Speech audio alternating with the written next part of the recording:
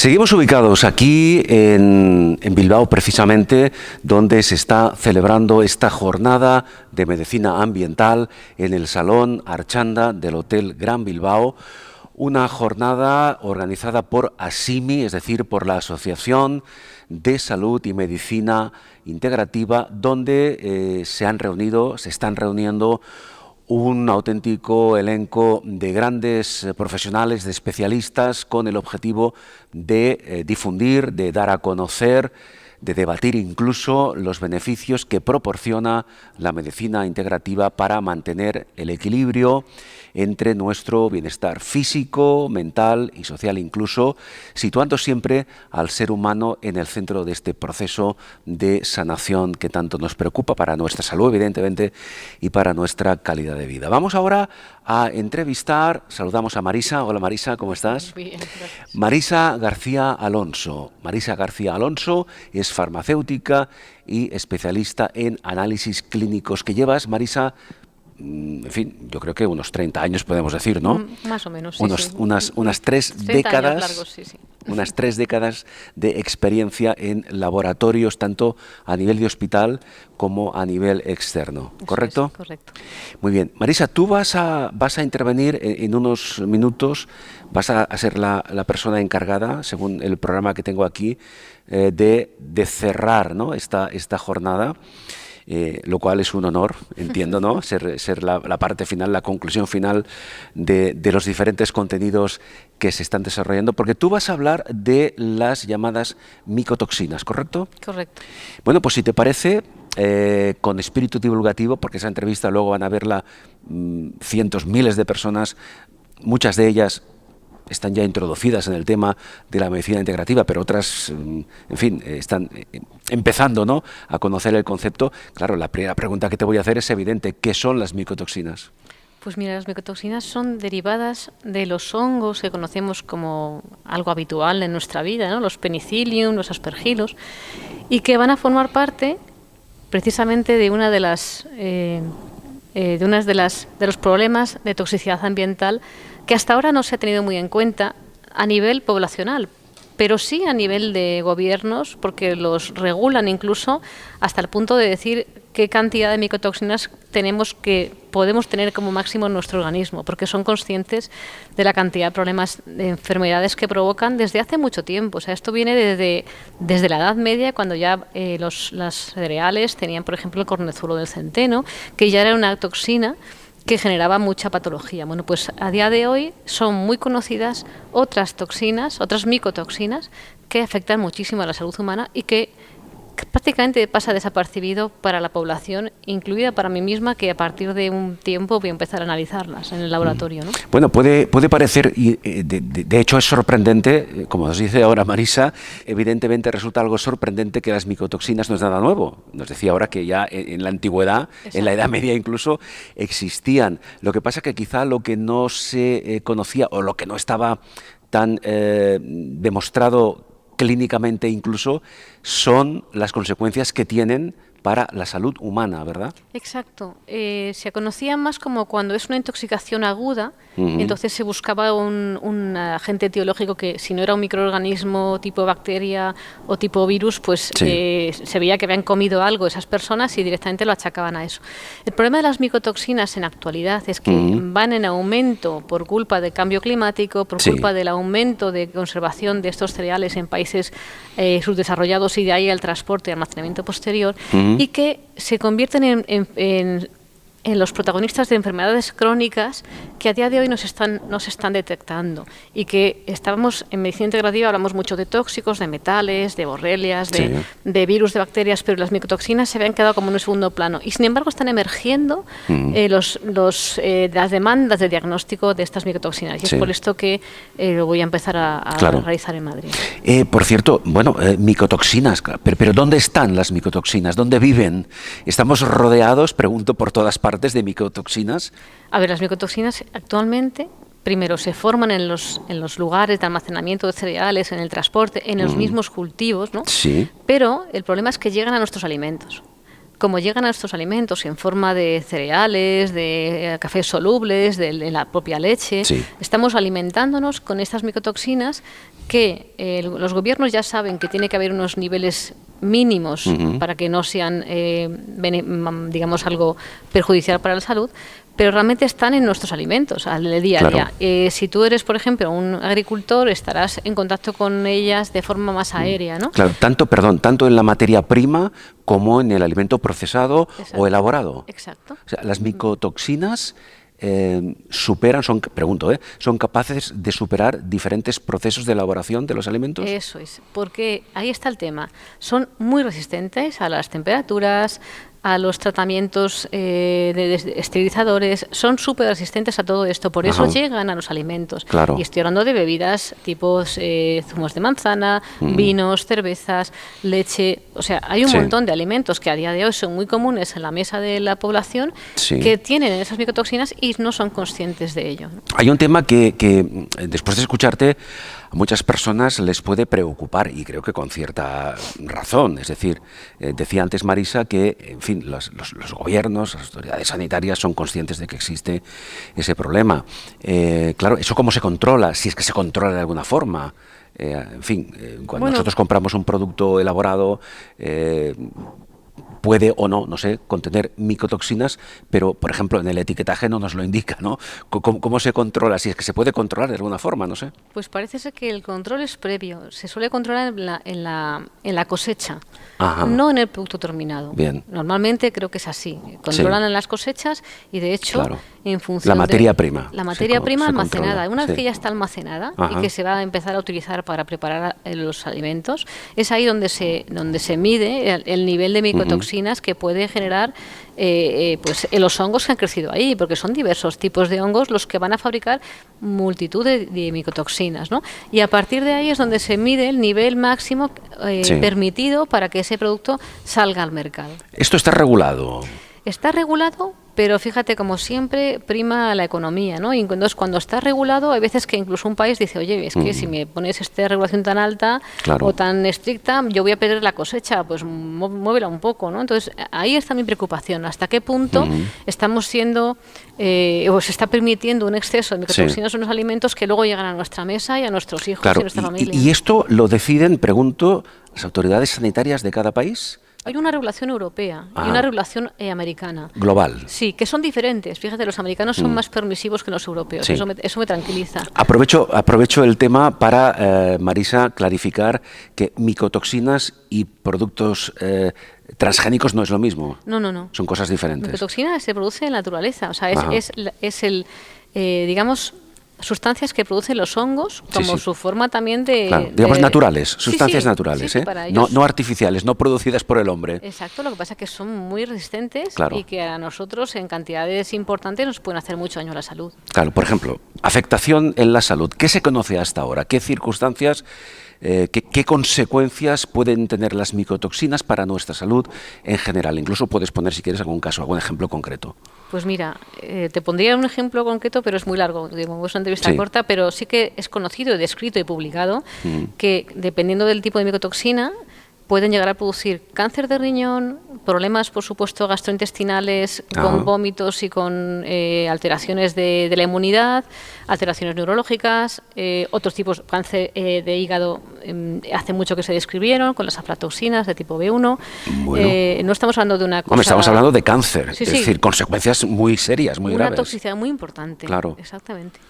Claro. Tiene mucho que ver con patologías, no solamente en fase aguda, algunas de ellas, sino otras crónicas a largo plazo, que hubo un cáncer, pues eso, riñón, Sí, hígado, sí. y que... pues, Claro, otro tema con una trascendencia importante es los médicos, la medicina en general,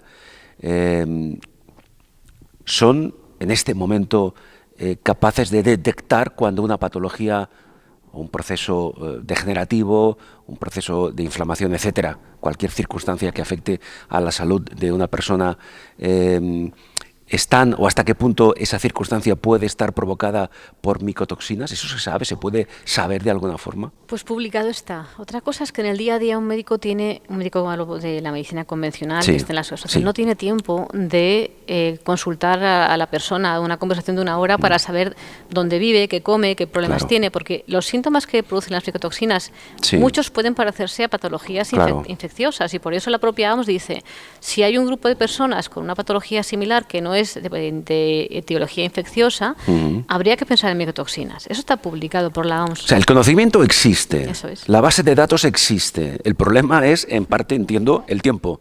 No hay tiempo para que el profesional de la medicina convencional consulte esa base de datos. Claro, porque fíjate, llegan a producir, pues un poco como pasa con otras patologías crónicas, ¿no? Depresión, dolor, o sea, se confunden con cualquier otra patología. Entonces tienes Claro. que ir desgranando ciertas enfermedades hasta que llegas a esta. Y no tienen tiempo. En 10 minutos de consulta, al final que acaban dándole un antidepresivo y algo para el dolor. Claro, con lo cual no se resuelve el problema en absoluto.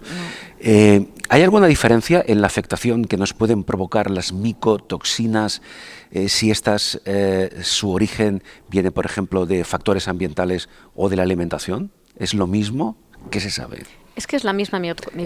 Es la misma. Claro. Claro, que sigue un proceso diferente en función de su localización. Claro, o sea, yo me puedo infectar porque yo, por ejemplo, tenga un granero donde acumulo el grano y ahí haya hongos que estén produciendo micotoxinas, Claro. las voy a respirar. Claro. Y En eso este me va a caso poder sería producir- una afectación ambiental.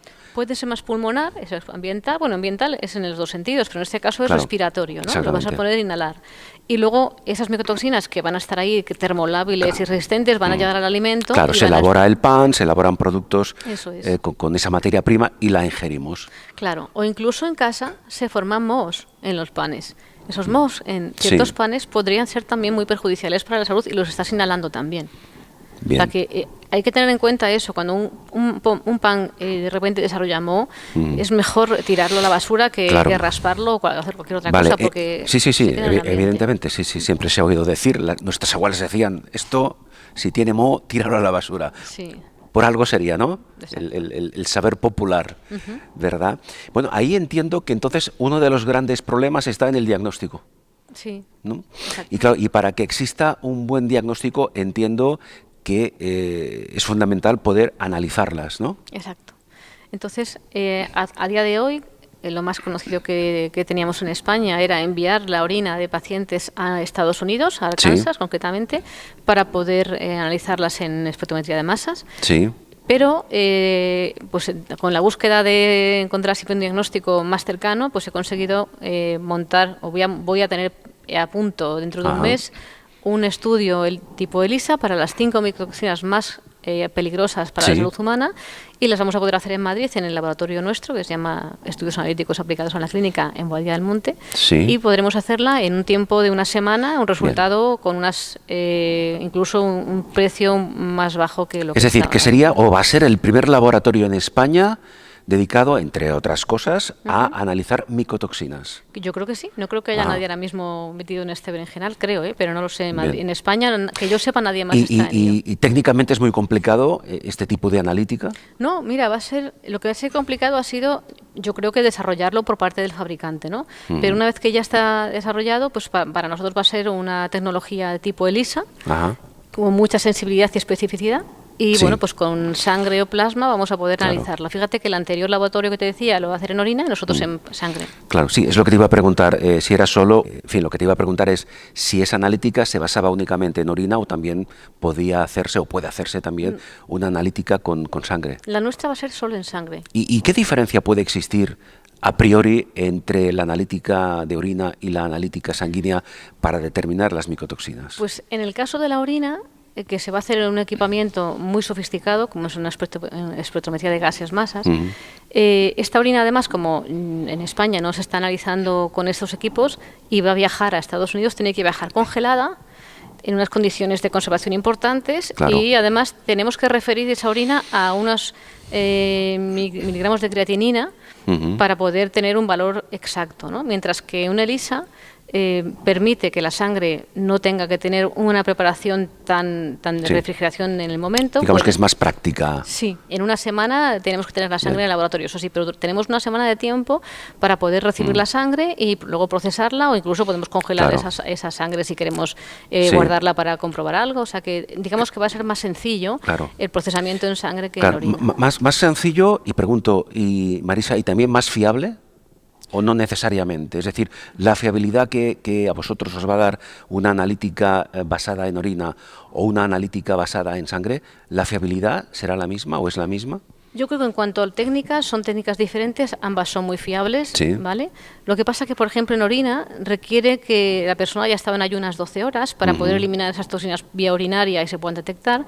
Y en sangre, a lo mejor estamos detectando algo que está presente en ese momento y que puede ser la causa del problema de Ajá. salud del paciente, ¿no? O sea, son diferentes Claro. momentos de la toxicidad del paciente y diferentes formas de analizarlo. No son excluyentes, yo las veo Claro. más bien complementarias. De hecho, el análisis de orina que te hablaba ahora mismo no mide 3 de las micotoxinas que medimos en plasma, con lo cual, Sí. si alguien quisiera ir a más, podríamos hacer, digamos, los 2 test, ¿no? Has hecho referencia a las 5 micotoxinas más peligrosas, ¿no? Sí, sí. Definidas como las Sí. más... ¿Cuáles serían o qué consecuencias pueden tener esas 5 de mayor riesgo, para entendernos? Pues lo que te decía, las consecuencias serán cáncer hepático, cáncer Ah, de riñón, bien. neurotoxicidad, problemas intestinales, gastrointestinales. Ahí hemos hablado mucho de microbiota en el Sí. congreso este que hemos tenido este día, y bueno, pues tiene mucha relación con esa alteración de la microbiota, Ujú. bueno, patologías crónicas, incluso problemas de fertilidad. Hay una de las Ajá. micotoxinas que se llama cealonona, me parece que Sí. recuerdo, bueno, su nombre sí con Z, cealononina, o no sabría ahora mismo decir como el nombre exacto, pero está relacionada con un efecto estrogénico Sí. que termina provocando problemas de fertilidad y, por supuesto, cánceres en las Claro. mujeres, sobre todo. Bueno, y en hombres también. Claro, ¿eh? no, por tanto, como podemos comprobar, mucho cuidado Exacto. con las micotoxinas que pueden acarrearnos graves y serios problemas de salud. Hay una pregunta más. Claro, tenemos, o en breve tendremos ya la posibilidad, como decía ahora Marisa, de realizar analíticas en nuestro país sobre esas 5 micotoxinas de mayor riesgo. Claro, ¿cómo se interpreta o cómo vais a interpretar el resultado de esta analítica? Quiero decir, entiendo que de una forma u otra se tendrá que tener una preparación especial, un conocimiento concreto por parte del profesional para la lectura, para interpretar esa analítica, ¿no? Bueno, el propio laboratorio, como ya hay establecidos unos límites a partir de los cuales una micotoxina puede hacer daño a la salud humana, tenemos unos límites de detección por debajo de esos niveles que ya son, digamos, tóxicos, y a partir de ahí llegaremos a poder decir, pues mira, tú tienes un nivel bajo, no hay problema, tú tienes un nivel alto, cuidado, que aquí está la causa de tus males, ¿no? De tu Bien. mala salud. Y todo este proceso está protocolizado ya. Sí, claro. A partir del resultado de la analítica. Claro, a partir del resultado ya tiene que ser el profesional sanitario que trate a su paciente, que le limpie, que le haga un trabajo Sí. de desintoxicación. Bien, y exactamente, ya para concluir, esa era la pregunta. En fin, evidentemente cada paciente tiene sus propias características, su propio perfil, pero así, en general, ¿cómo se eliminan las micotoxinas? ¿Cuál es el proceso para limpiar el organismo de micotoxinas? Vale, pues ahí va a ser un trabajo de los médicos. De hecho, muchos médicos que están aquí van a ser los que puedan hacer ese trabajo, porque ya trabajan pues haciendo trabajos de limpieza. Igual que estábamos hablando de limpiar metales pesados, pues las micotoxinas entrarían dentro de ese proceso de detoxificación hepática, de apoyo hepático. Incluso hoy hablaba con un médico que maneja el ozono y podría ser también un mecanismo de ayuda para la eliminación de esas micotoxinas. Pero todo eso va a ser el médico o los clínicos, los terapeutas especializados los que puedan ayudar a limpiar, ¿no? Bueno, pues hemos hecho un breve avance, una breve sinopsis de lo que en cuestión de minutos, ¿verdad? Sí, me toca. Marisa va a presentar en la ponencia, como antes decíamos, que va a ser la que se encargue de cerrar esta jornada de medicina ambiental organizada por ASMI aquí en Bilbao. Marisa García Alonso va a hablar precisamente sobre las micotoxinas. Marisa, ha sido un placer. Muchísimas gracias. Gracias a ti. Marisa García Alonso, como decía antes, farmacéutica y especialista en análisis clínicos. Repito, muchas gracias. Gracias.